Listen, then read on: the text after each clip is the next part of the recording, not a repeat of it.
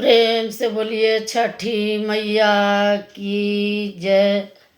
जितना भी छठ मैया का प्रवचन है सबको छठ मैया पार लगावें। और मैं उन्हीं के बारे में एक कहानी बता रही हूँ कि छठ का व्रत कैसे शुरू हुआ था और कौन करवाए थे। सो सुनिएगा। विपर्त नाम का एक राजा थे। उनका एक भी संतान नहीं था, तो वो बहुत चिंतित में रहते थे। और उनका संतान के कारण वो चिंता इतना करते थे कि सोचते थे कि मेरा राजपाट कौन चलाएगा, हम किसके सहारे रहेंगे, ये सब सोचते रहते थे।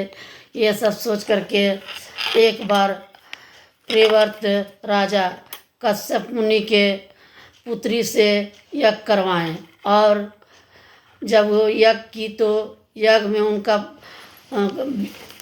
विपर्त नाम राजा थे, उनका पत्नी मालिनी उस यज्ञ में खीर डाल दी और उसी का प्रभाव से उनका एक पुत्र जन्म लिया, वो भी मर गया। तो वो बच्चा को लेकर के नदी के किनारे पहुँचे और बहुत रोने बिलखने लगे और बोले कि मैं जिंदा रहकर क्या करूँगी, मेरा गद्दी कौन संभालेगा और मैं किसके सहारे रहूँगी। ये सब सोचने लगे और उसके बाद वो मन में विचार कर लिए कि अब मैं भी मर जाऊँगा। तो इतने में षष्ठी माता जो कुष्मांडा हुए, उनका छठा अंश षष्ठी माता हैं। कुष्मांडा का रचयिता से ही षष्ठी माता जन्म लिए और ये कुष्मांडा दुर्गा माँ के 9 रूप में एक रूप है। उन्हीं का सृष्टि का रचा हुआ छठा अंक षष्ठी माता जो हुए वे प्रकट हुए और बोले कि क्यों मरना चाहते हो, सो मैं एक व्रत तुमको बताता हूँ, वो व्रत करो और सबको बताओ कि ये व्रत करना चाहिए, इससे क्या मिलता है। तो राजा ने उस व्रत को पूछे कि मैं इस व्रत को कैसे करूँगा। तो षष्ठी माता जो हुए सृष्टि का रचयिता का छठा अंश, वो बोले कि पहला दिन शुद्ध से नहा धोआ करके घर दूरा लीप पोत करके और नहाए खाए करिएगा। और दूसरा दिन भर निर्जला रह करके शाम को खीर बनाइएगा और पहले सूर्य भगवान का भोग लगाइएगा। उसका बाद फिर आप खीर का ही भोजन करिएगा वहीं पर बैठ करके। और तीसरा दिन निर्जला दिन रात रहना है।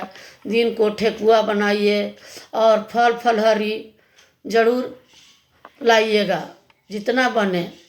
और इसके बाद बोले कि हमको केतारी बहुत पसंद है, सो केतारी भी रखिएगा। और 7 रंग का फूल बोले कि रहना चाहिए, जितना शक्ति है ये सब में से करिएगा।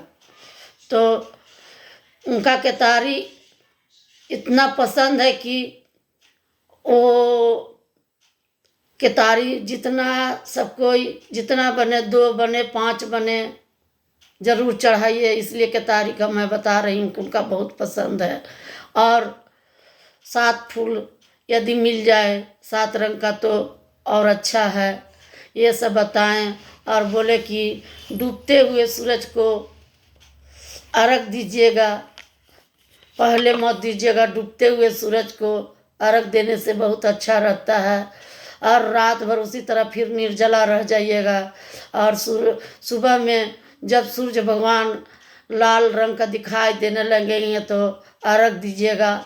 और पानी में जिसको जितना देरी बनेगा वो खड़ा रह करके ओम सूरज देवाय नमः बोलेंगे हाथ जोड़ करके, तो बहुत अच्छा रहता है। इस तरह बता करके वो षष्ठी माता अंतर ध्यान हो गए।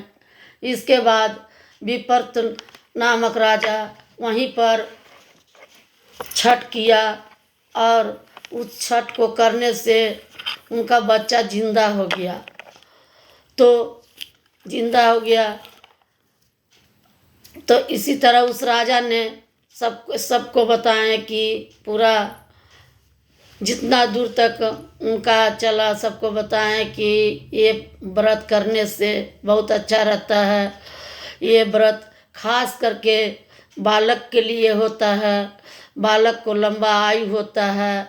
और जिसको बाल बच्चा न रहे, जैसे विपर्त नामक राजा का बाल बच्चा नहीं था तो वो किए थे तो उनका बच्चा हुआ, तो जिनका बच्चा नहीं है उनको बच्चा होगा और बालक को लंबी उम्र होगा, दीर्घायु होगा और सुख संपन्न भी होगा। ये सब बताएं।